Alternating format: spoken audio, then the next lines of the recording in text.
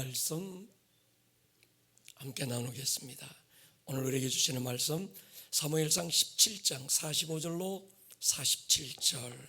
이건 다윗의 믿음의 선포인데 오늘 이 21세기 다윗이 저와 여러분들이잖아요. 우리가 엘라 골짜기에 섰다 생각하시고 우리의 믿음의 선포로 당당하게 힘있게 우리 한번 선포하겠습니다. 시작. 다윗이 블레셋 사람에게 이르되 너는 칼과 창과 단창으로 내게 나아오거니와 나는 만군의 여호와의 이름 곧 내가 모욕하는 이스라엘 군대의 하나님의 이름으로 내게 나아가노라. 오늘 여호와께서 너를 내 손에 넘기시리니 내가 너를 쳐서 내 목을 베고 블레셋 군대의 시체를 오늘 공중의 새와 땅의 들짐승들에게 주어 온 땅으로 이스라엘 하나님이 계신 줄 알게 하겠고 또 여호와의 구원하심이 칼과 창에 있지 아니함을 이 무리에게 알게 하리라. 전쟁은 여호와께 속한 것인즉 그가 너희를 우리 손에 넘기시리라. 아멘. 숨을 한번 크게 한번 쉬어보십시다.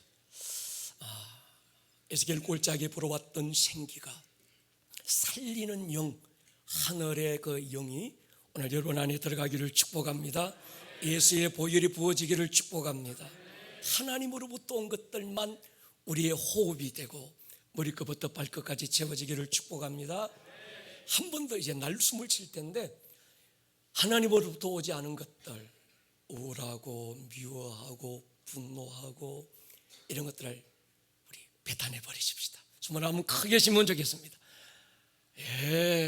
감사합니다. 다음 주부터는 오실 때 조금 앞에부터 앉으면 좋겠어요.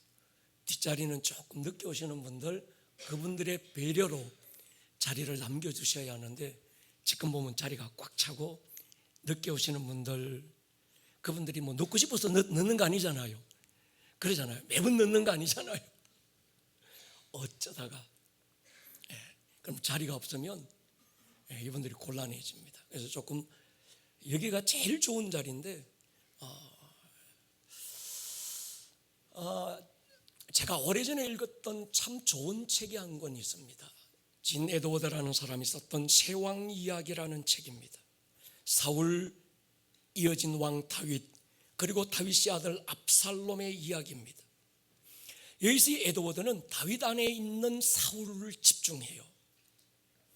하나님께서 다윗에게 기름 부어서 왕으로 세우기 전에 사울을 왕자리에 앉힌 것이 아니라 다윗을 왕자리에 앉힌 것이 아니라 사울에게 보내요. 그리고 다윗 안에 교묘하게 숨어있는 사울의 모습을 보게 합니다. 자기보다 더 잘난 사람 질투하고 미워하고 시기하고 하나님의 인정보다 사람의 칭찬과 환호에 집중하게 하는 사울이 다윗 안에도 있다는 거예요. 그리고 다윗 안에 있는 그 사울을 제거하지 않고 다윗이 왕이 되면 다윗 역시 또 한 사람의 사울로 전락될 수 있다는 이야기가 그 책의 이야기입니다. 그 책은 또 한 번 도전을 줍니다. 다윗이 아니라 오늘 우리 안에 있는 사울 보게 만들고 발견하게 만들고, 그래서 오늘의 이 예배는 여러분들 안에 교묘하게 숨겨져 있는, 그리고 제 안에 교묘하게 숨겨져 있는 사울의 모습을 찾아내고 제거하는 시간 되기를 주의 이름으로 축복합니다. 모든 꽃들이 흔들리며 피어나듯 모든 사람은 상처 속에 성장합니다. 받은 상처가 흉터가 되어 흉한 모습으로 남는 사람도 있지만 어떤 누군가에게는 아름다운 무늬가 되기도 합니다. 환경 탓하고 불평하고 원망하는 사람도 있지만 어떤 상황과 환경도 뚫고 나오는 일체의 비결을 가진 사람도 있습니다. 인생이 끝없는 광야만 펼쳐진 사람도 없지만 그렇다고 화려한 꽃밭으로 연속된 사람도 없습니다. 모든 인생이 비천에 처하는 시전이 있는가 하면 풍부에 처하는 시전도 있습니다. 비천에 처할 때 우리의 태도와 자세가 풍부에 처할 때 우리의 삶의 결론을 결정합니다. 숨거나 도망가면 안 되는 거지요. 당당하게 정면 돌파하는 전공법을 선택할 수 있기를 축복합니다. 여러분, 제 어릴 때 저희 동네는 시골 동네라 개를 많이 키운 것 같아요. 이런 우리 반려견 이런 개 말고 소위 똥개. 이 똥개가요 자기 집 앞에서는 50점 따고 들어갑니다. 왜 그렇게 싸놓아지는지. 그런데 제가 한 번은 저희 동네 똥개를 평정시켰습니다. 교회 간다고, 하나님의 아들이 교회 간다고 가는데 이 똥개가 확 하는 거예요. 자존심이 상해서요. 어쩌고 이 똥개가 하나님의 아들을 몰라보네. 그리고 주인 없을 때 몽둥이를 하나 들고, 그 다음부터 저만 지나가면 모든 동네 똥개들이 꼬리를 내리기 시작했어요. 여러분, 마귀는 똥개와 비슷한 성향을 가졌습니다. 여러분의 삶에 찾아오는 모든 문제는 똥개와 같아요. 등을 보이고 숨고 피하면 야, 이게 50점 더 얻어요. 그런데 주 예수의 이름으로 당당하게 맞서면 꼬리 내릴 것입니다. 할렐루야.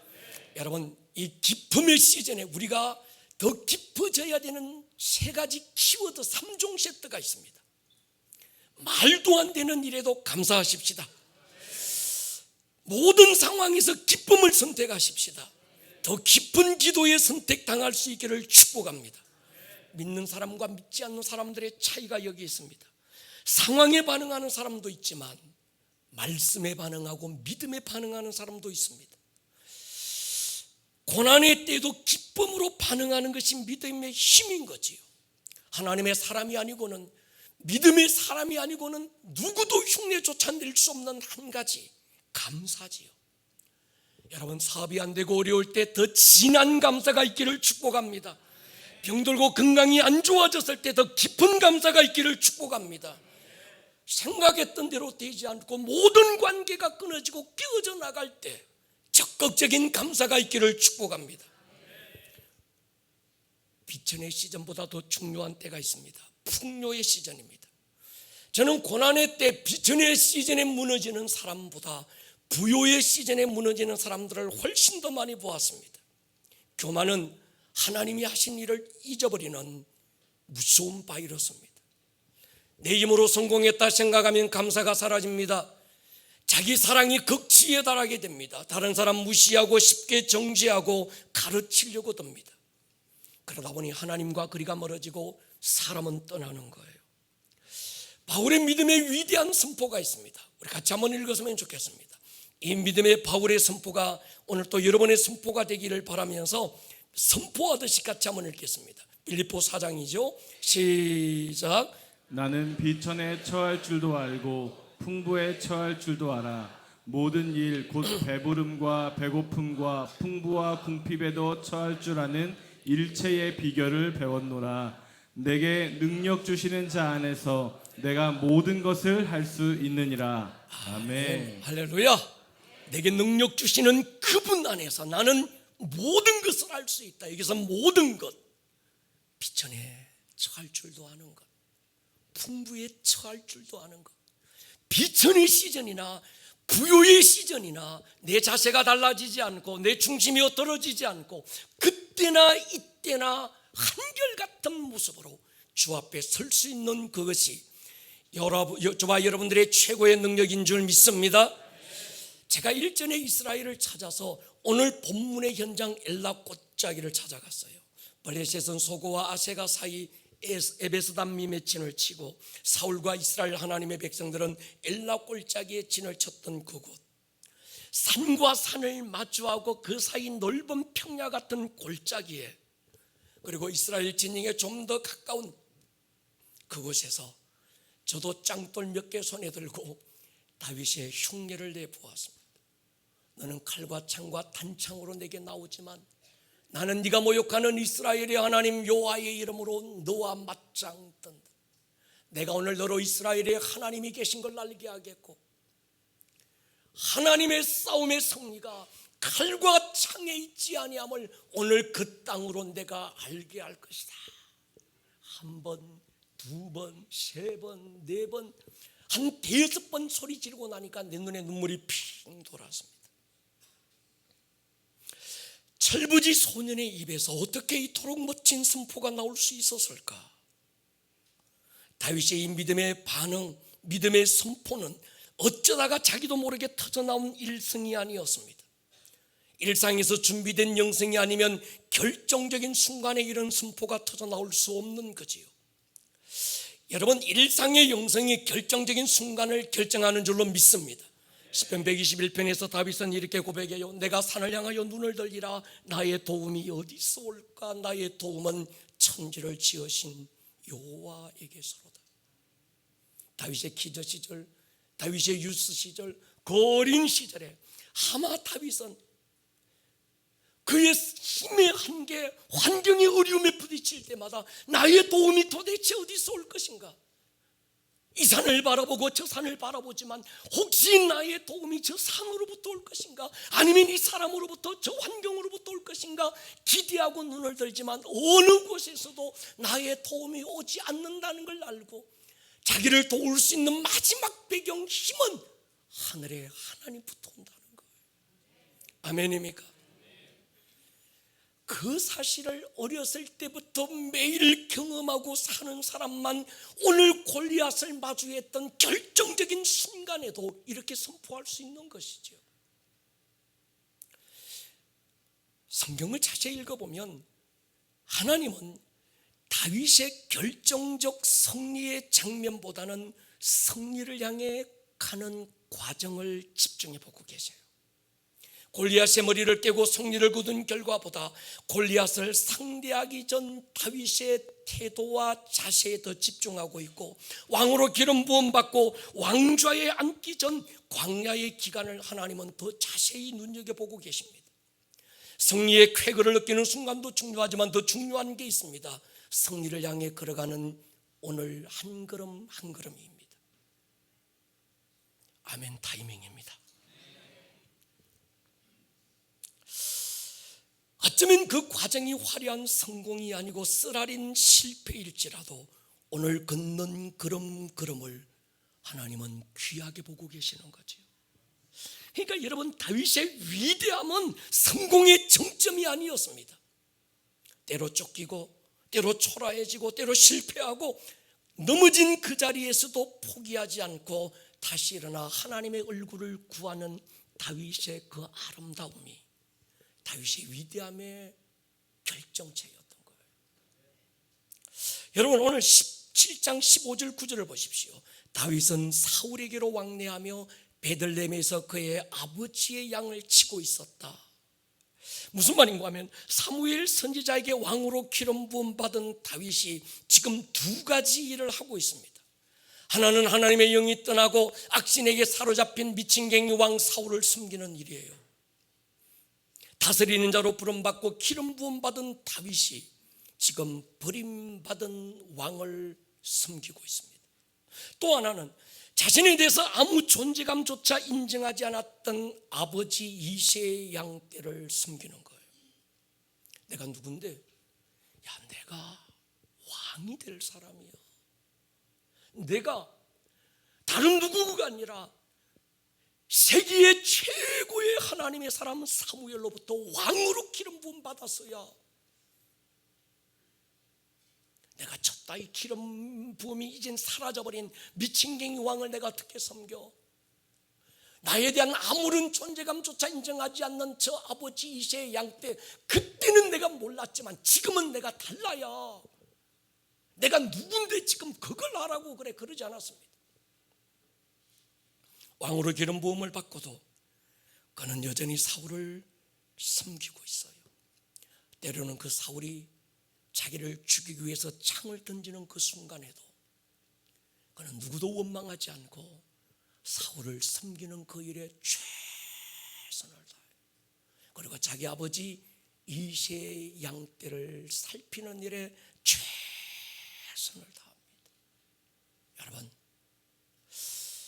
저는 오늘 이 다윗의 모습이 골리앗 때려눕히고 골리앗의 머리를 베고 그걸 예루살렘으로 들고 가며 예루살렘 성벽에 팍 박아놓고 막 하나님의 승리를 자랑했던 그 다윗보다, 아니면 어쩌면 원땡의 마음으로 하나님의 언약궤를 다윗성에 데려다 놓고 거기서 주야로 33년 멈추지 않는 예배를 드렸던 다윗의 모습도 귀하고 아름답지만, 어쩌면 하나님은 오늘 이 다윗의 모습을 더 아름답게 보고 계시지 않겠습니까?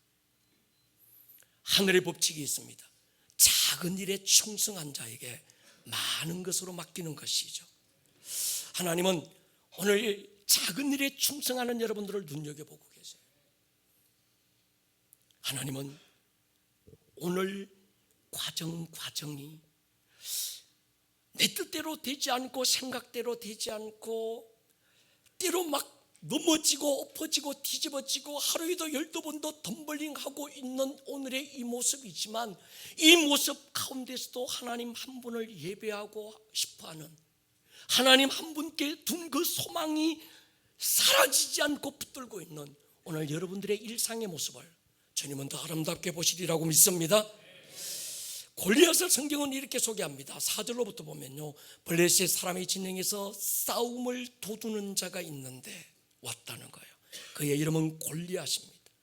블레셋 진영에서 어떤 골리앗이라는 사람이 올라왔는데 그가 싸움을 도둔다는 거예요.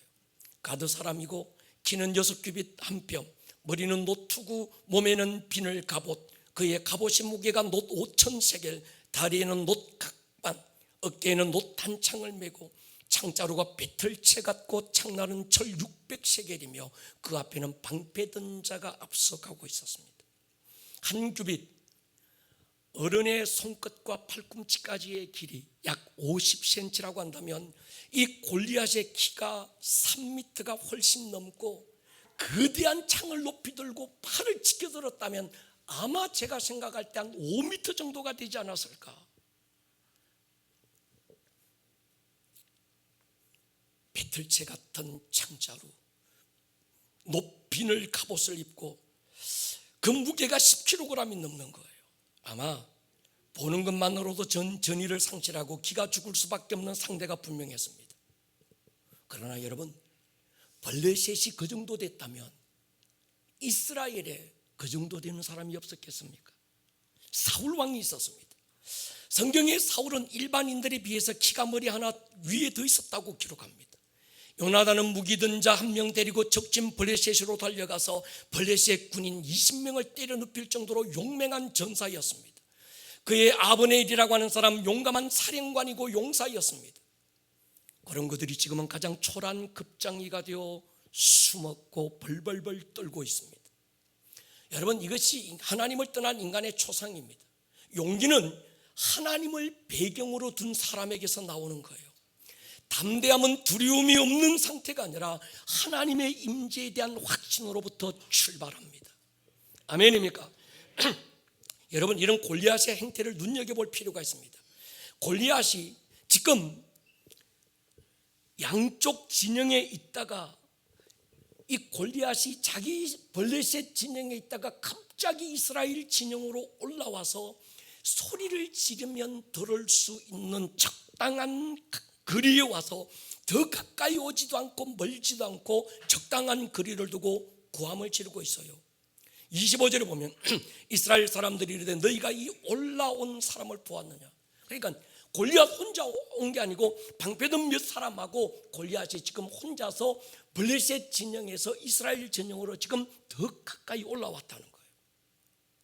참으로 이스라엘을 모욕하려 왔다. 그를 죽이는 사람은 왕이 많은 재물로 부하게 하고 그의 딸을 그에게 주고 그 아버지의 집을 이스라엘 중에서 세금을 면제해 줄 것이다. 특혜를 제공합니다. 골리앗의 역할, 싸우려고 온 게 아니에요. 뭐 하려고 왔습니까? 싸움을 도두려고 온 거예요.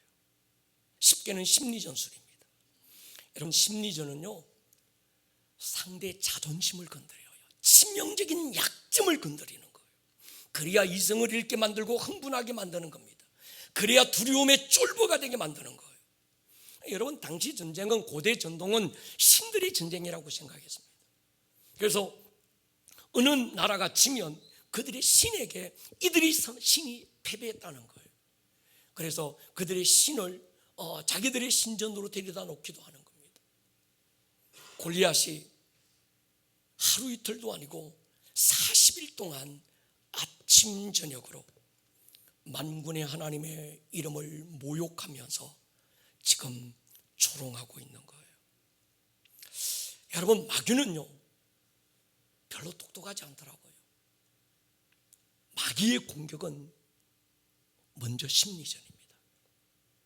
에덴 동산을 올라가면 이 마귀가 선악과 따먹어 협박하지 않았습니다. 심리전을 써요. 하와의 마음을 움직입니다. 하나님이 진짜 동산의 모든 실과를 먹지 말라고 하더냐? 마귀의 말을 듣고 있다 보니까 하나님은 독재자고 자기는 하나님의 앵벌이 같은 거예요. 하나님이 그런 적이 없거든요. 다 먹되 하나만 그만신 겁니다. 또 심리전을 씁니다. 하나님이 못 먹게 한 건 하나님 혼자 하나님 되려는 거야. 네가 먹으면 너도 눈이 밝아서 하나님처럼 되는 거야. 여러분이 마귀의 심리전에 하와가 쏘가 넘어갔던 것처럼 오늘 골리앗의 동일한 심리적인 압박이 지금 먹혀 들어가고 있습니다. 사울과 그의 군대는 전의를 상실하고 말았습니다. 아마 처음에는 하나님의 이름을 모욕하는 말을 들었을 때 그들이 화가 났을 거예요. 그들 안에 분노가 치밀어서 당장이라도 달려나가서 골리앗의 머리를 베고 싶었던 충동이 일어났을 겁니다. 그런데 하루 이틀 사흘 나흘 일주일 10일 20일 30일 넘어가면서 마귀의 심리전 골리앗의 심리전에 말리기 시작하면서 그들은 더 이상 어떤 분노마저 잃어버리고 말았습니다.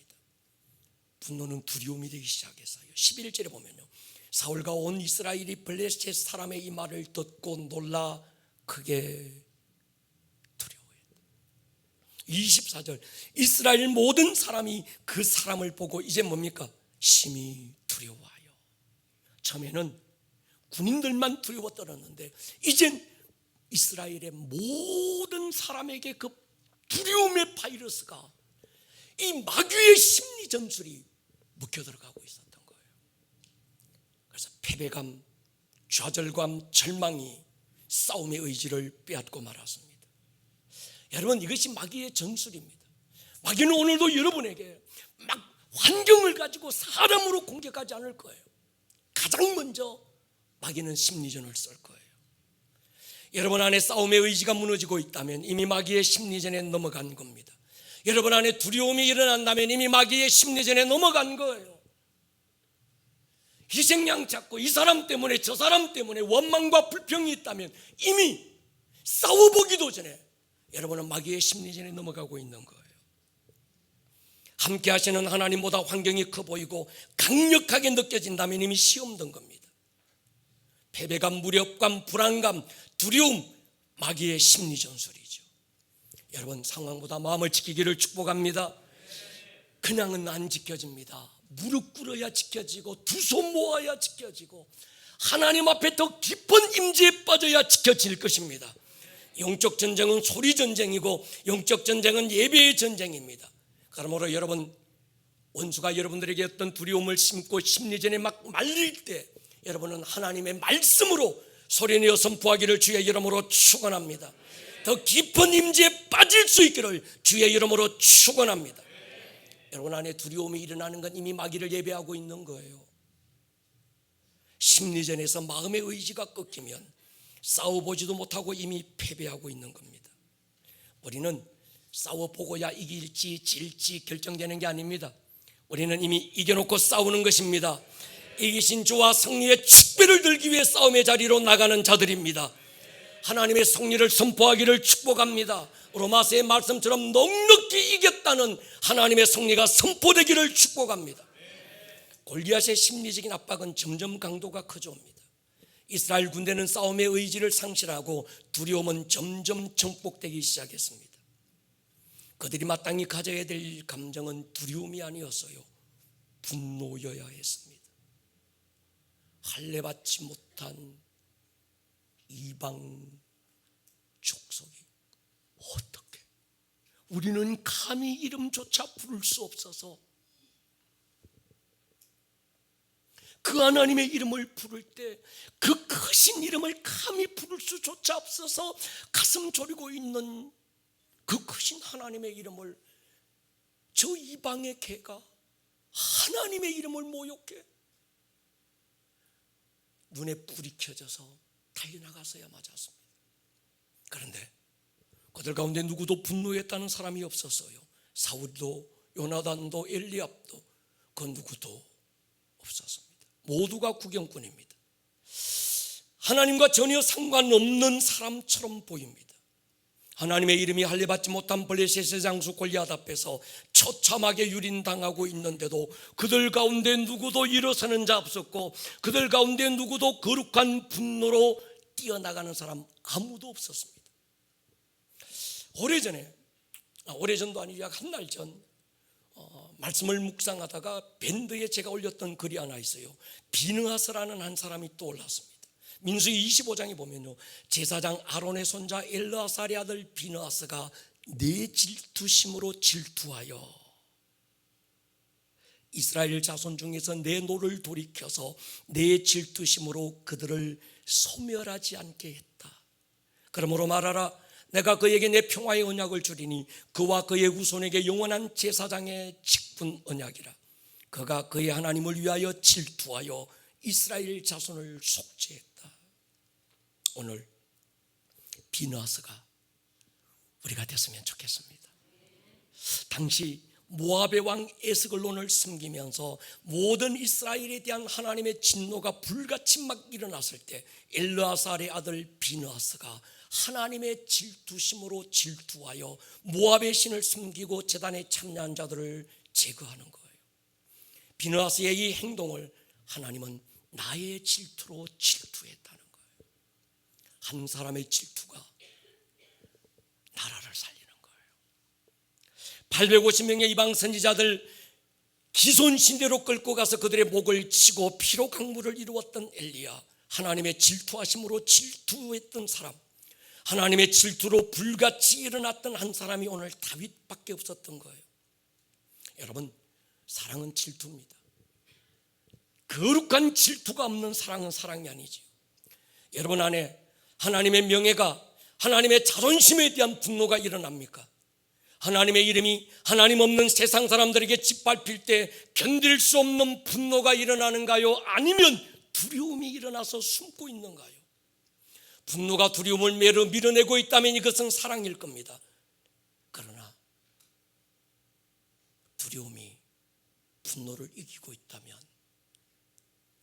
이건 시험에 든 거예요. 저는 믿습니다. 사랑이 두려움을 이깁니다.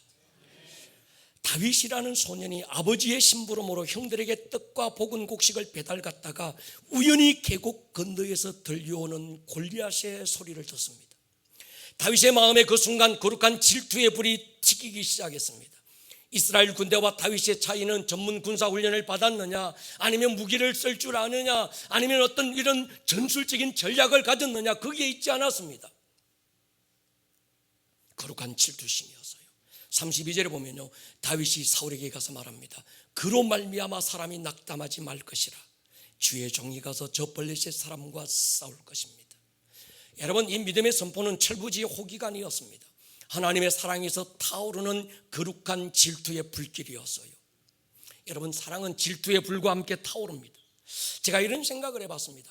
모든 군대가 훈련된 모든 전사들, 용사들마저 두려워서 떨고 숨고 있는 이 상황에서 다윗 안에 두려움이 없었을까? 제가 아직 철이 없어서 뭣도 모르고 그냥 철부지의 호기에 제가 지금 세상 물정 모르고 뛰어나가지고 저렇게 고함 지르고 있는 것일까? 자신은 아직 어려서 군대에 징용조차 되지 못했던 앳된 아이고 상대는 블레셋의 최고의 장수 그인 골리앗입니다. 다윗 안에 두려움이 없었던 게 아니라 두려움이 끼어들 틈이 없었던 건 아니었을까요?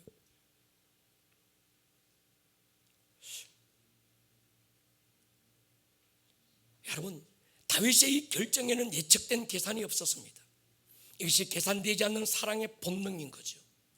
다윗 안에 있는 거룩한 질투심은 인간적인 계산과 생각으로 정제될 틈이 없었습니다. 지금 다윗이 골리앗을 맞서 싸우겠다는 건 사랑의 본능 안에 다른 어떤 계산, 인간적인 생각, 이런저런 상황에 대한 정보, 데이터가 끼어들 틈이 없었던 거예요. 여러분, 사랑으로 가득한 사람의 틈에는 두려움이 끼어들 틈이 없습니다. 우울이 끼어들 틈이 없고요, 절망이 끼어들 새가 없는 거예요. 이 사랑으로 가득하기를 축복합니다. 세상에 어떤 것도 끼어들 수 없는 하나님과 나와의 사랑의 밀착이 오늘을 이기게 하는 거예요. 골리앗을 만난 내 인생의 경험들을 돌아봤습니다.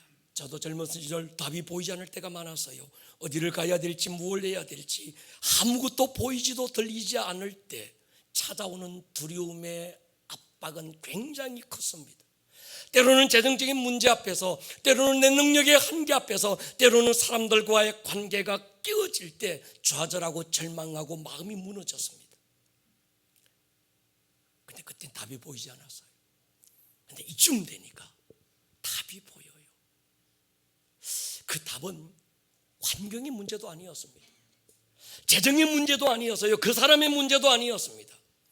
하나님과 나와의 관계에서 틈이 생긴 거예요. 사랑의 결핍입니다. 그래서 그런 아쉬움이 있습니다. 내가 그때 주님을 좀 더 사랑할 수 있었더라면, 그때 좀 더 믿음으로 내가 반응할 수 있었더라면 얼마든지 이겨낼 수 있었을 거예요. 근데 그때 제가 못 이겨냈거든. 여러분, 실력이 없어서 못한 일보다 사랑이 없어서 못한 일들이 더 많았습니다. 믿음이 없어서 시작해보지도 못했던 일들이 제게 아쉬움으로 남아 있습니다. 사랑하는 여러분, 사랑이 골리앗을 이깁니다. 사랑이 두려움을 몰아냅니다. 우리가 골리앗을 마주하는 현장은 예배당 안이 아니지요. 하나님의 성리를 선포할 현장은 일상의 자리지요. 신앙생활 어디서 할까요? 교회 안이 아닙니다. 여러분의 삶의 자리에서 최고의 영적 생활이 일어나기를 축복하고, 여러분의 삶의 일상에서 마주한 골리앗을 볼 때마다 여러분은요, 사랑으로 맞설 수 있기를 축복합니다. 대안이 없는 사랑만 이깁니다. 거룩한 질투만 이길 줄로 믿습니다. 하나님의 기름 부음과 임재 하나가 오늘 나의 한계를 넘어가게 하는 거예요. 사실 다윗은 어쩌다가 골리앗을 상대한 게 아닙니다. 유대 언덕에서 양들 풀을 뜯고 있을 때 저녁이면 양들을 양우리 안으로 몰아넣고 그는 밖으로 나가서 하프와 피리를 불면서 밤하늘 떠있는 별들과 함께 하나님을 찬양하고 예배하기 시작했습니다. 나의 힘이 되신 여호와여. 오늘 우리 성가대가 노래했던 것처럼 하나님만 나의 힘입니다. 내가 하나님을 더 사랑합니다. 일상의 사랑이 그날의 승리를 만든 거예요. 여러분, 오늘의 사랑이 최고의 힘입니다. 가끔 저를 걱정해 주시는 가족들과 성도님들이 제게 이런 조언을 하세요. 목사님, 살살 하셔도 우리가 다 알아들어요. 그런데 그렇게 목에 핏대 세우고 코암 안 질러도 목사님 괜찮아요. 그래가지고 목사님 목이 남아 돌겠냐고. 무슨 뜻인지 압니다. 안타까워서 사랑으로 하시는 말씀인 걸 알지요. 저 역시도 제 아들이 고함 지르는 걸 보면 속으로 얘기해요. 저놈의 새끼 좀 살살하지. 근데 여러분, 그게 조절이 되면 사랑이 아닌 거지요. 아멘입니까? 나를 향한 하나님의 질투는 아들을 십자가에 매달고 물과 피를 쏟은 것 아니었습니까? 이것보다 더 극단적인 사랑은 없을 거예요. 그분의 사랑의 질투에 비하면 오늘 나의 열심은 세 발의 피도 아닌 거예요. 목회자로 여기까지 살아오면서 제 안에 확신처럼 굳어진 한 가지가 있습니다. 프로의식은 연륜에서 묻어나는 노련함이 아닙니다. 긴장과 떨림과 열정은 경험이 부족한 아마추어들의 모습이 아닙니다. 진정한 프로는 처음과 끝이 다르지 않는 거예요. 정상의 자리에 앉았어도 치열하고 진지하게 초심을 잃지 않는 그 모습이 진정한 프로가 아니겠습니까? 그래서 그래서 에베소 교회에게 주님이 하신 말씀이 있어요. 처음 사랑을 회복하라는 거예요.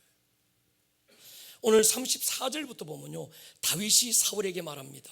주의 종이 아버지의 양을 지킬 때 사자나 곰이 와서 양떼에서 새끼를 물어가면 내가 따라가서 그걸 치고 입에서 새끼를 건져내고 그것이 일어나 나를 해하려고 하면 내가 그 수염을 잡고 쳐 죽였습니다. 주의 종이 사자와 곰도 쳐선적 살아계신 하나님의 군대를 모욕한 이 할례받지 못한 블레셋 사람이리이까 그가 그 짐승의 하나와 같이 될 것입니다. 여호와께서 나를 사자의 발톱과 곰의 발톱에서 건져내셨은즉 나를 이 블레셋 사람의 손에서도 건져내실 것입니다. 여러분, 지금 다윗은 자신이 맞서 싸워야 될 상대 앞에서 내가 과거의 승리를 이렇게 했습니다, 승리의 경험담을 사울왕에게 왕에게 알려주며 지금 왕이 볼 때 내가 소년 같고 왕이 볼 때 철부지 같은데 왕이여 잘못 보셨습니다, 내가 그런 사람이 아닙니다, 지금 이 얘기가 아니에요.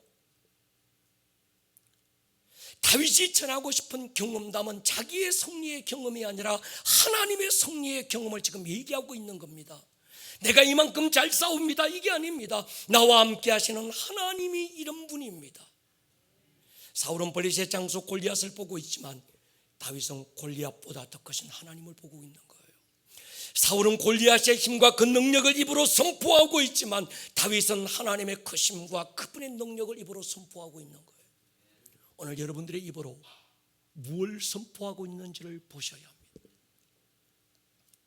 마주대한 문제의 능력, 도무지 내 힘으로 깰 수 없는 거대한 장벽의 힘, 그 위용을 내가 지금 말하고 있는 건 아닌가?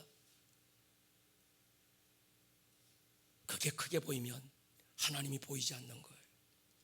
내가 왕년에 이랬는데, 왕년에 이런 은사가 있었고 이런 역사와 이런 능력이 있었는데 과거의 성공 경험을 의지하지 마십시오. 어제의 성공 경험이 내일의 무서운 적이 될 수 있습니다.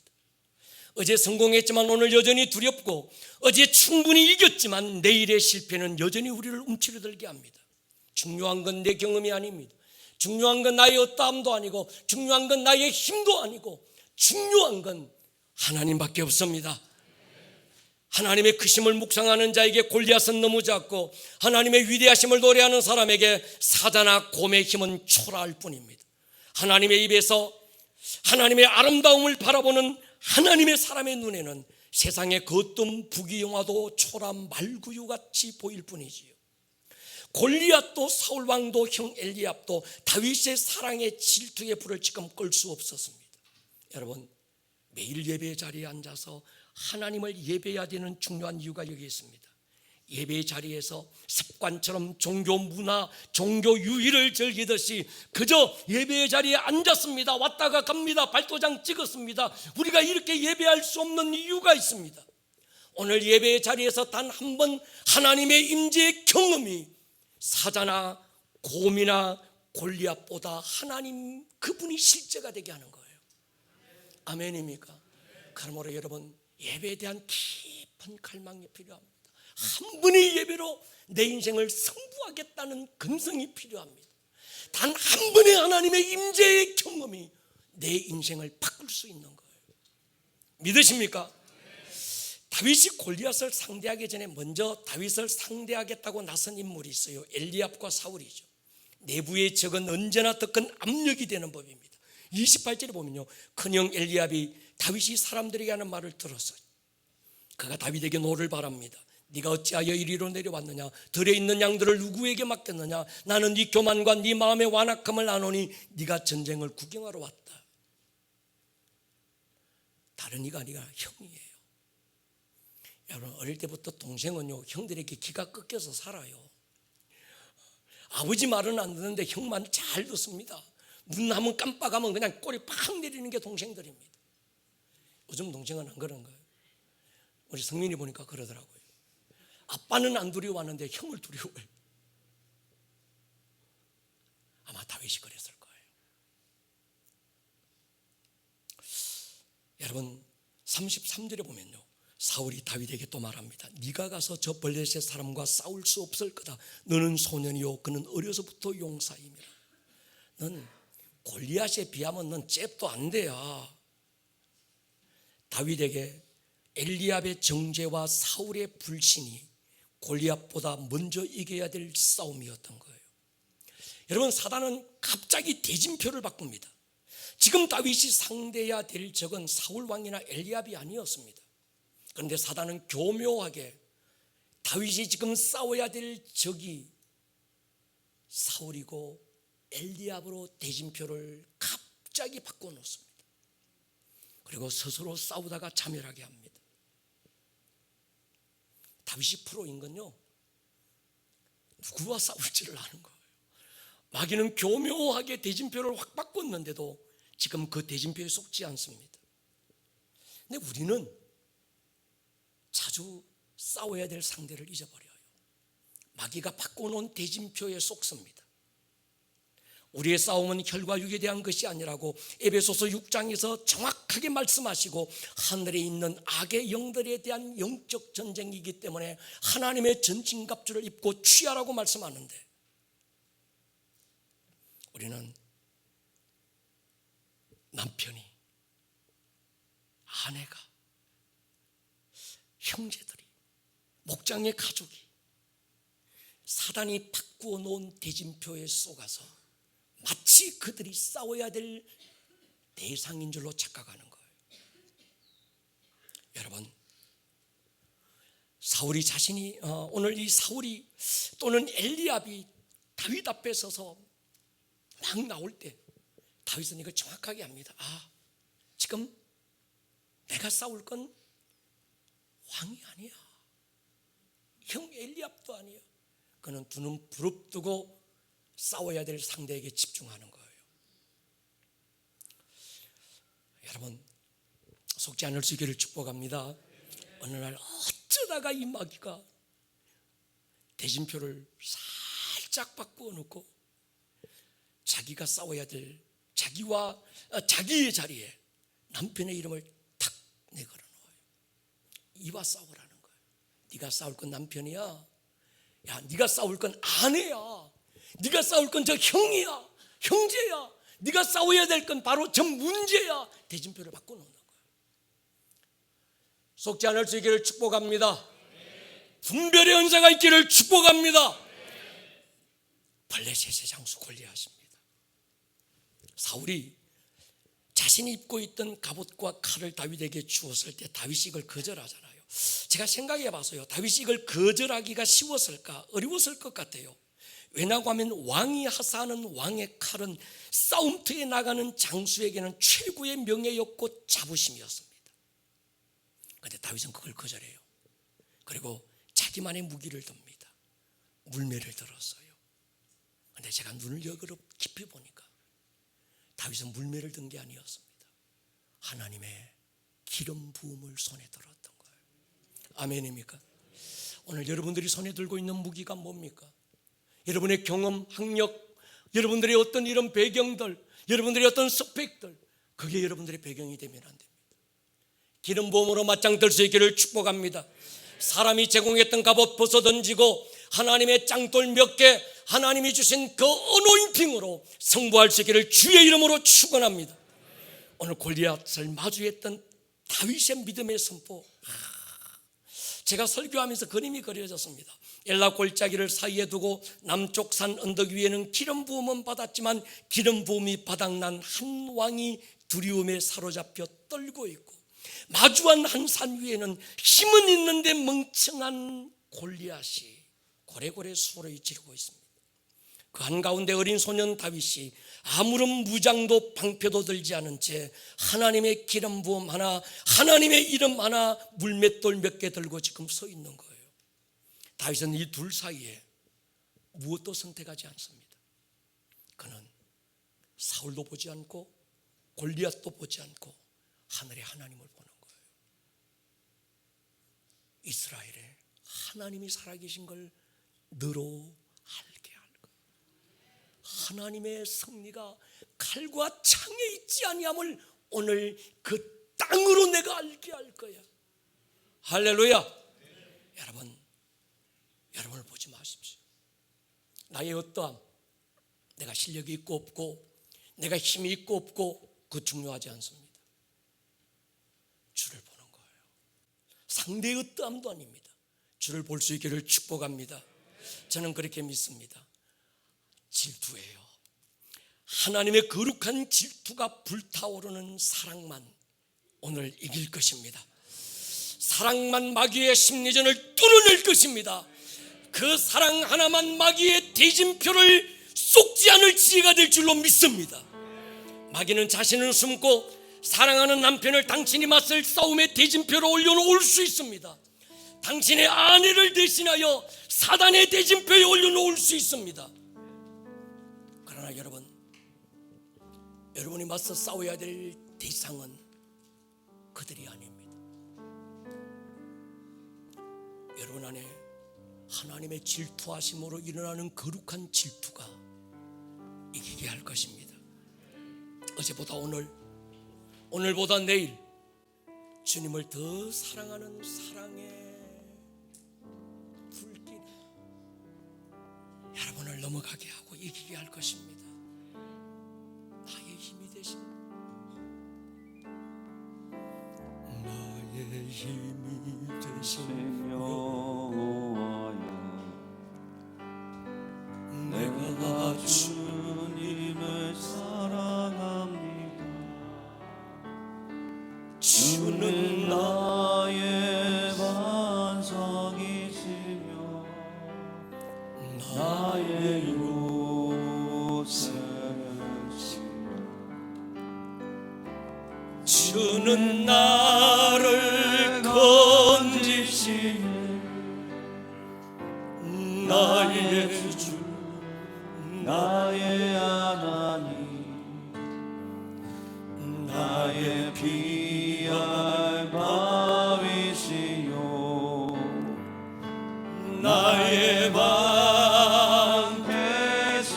나의 하나님, 나의 하나님, 나의 하나님,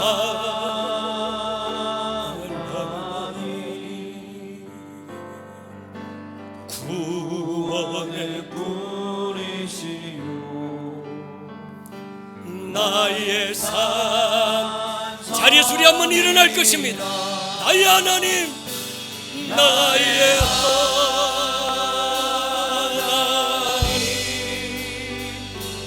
나의 하나님, 그는 나의 여호와, 나의 여호와, 나의 구세, 나의 생명이신, 나의 생명이신 여호와여, 아멘. 내가 주님 사랑에 승부할 것입니다. 어떤 것도 끼어들 틈새를 주지 않는 주님과의 사랑의 밀착으로 우리는 오늘의 한계를 뚫어낼 것입니다. 오늘 사랑의 기름 부음을 더해 주십시오. 더 깊은 사랑의 강물에 끼어들게 해 주십시오. 주의 길 인도하시며 나의 생의 목자 되시니 내가 선포하십시다. 나의 하나님, 양보할 수 없는 나의 하나님, 결코 빼앗길 수 없는 나의 하나님, 하나님은 나의 하나님입니다. 생명의 멸류관으로 내게 시 할렐루야. 나의 하나님,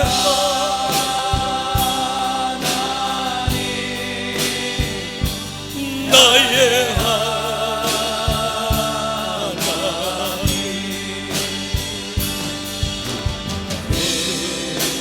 나의 여호와, 전심으로 한번 기도할 거예요. 주님, 내가 주님을 더 사랑하기 원합니다. 사랑 하나로 승부하게 해주십시오. 사랑의 기름 부음을 주십시오. 주여 한번 부르고 통성으로 기도합니다. 주여. 오늘 들었던 이 말씀이 듣는 말씀에서 끝나지 않고 여러분들의 삶에 살아내는 말씀으로 생명력 있는 말씀이 될 수 있기를 주님의 이름으로 다시 한번 축복합니다. 온 하늘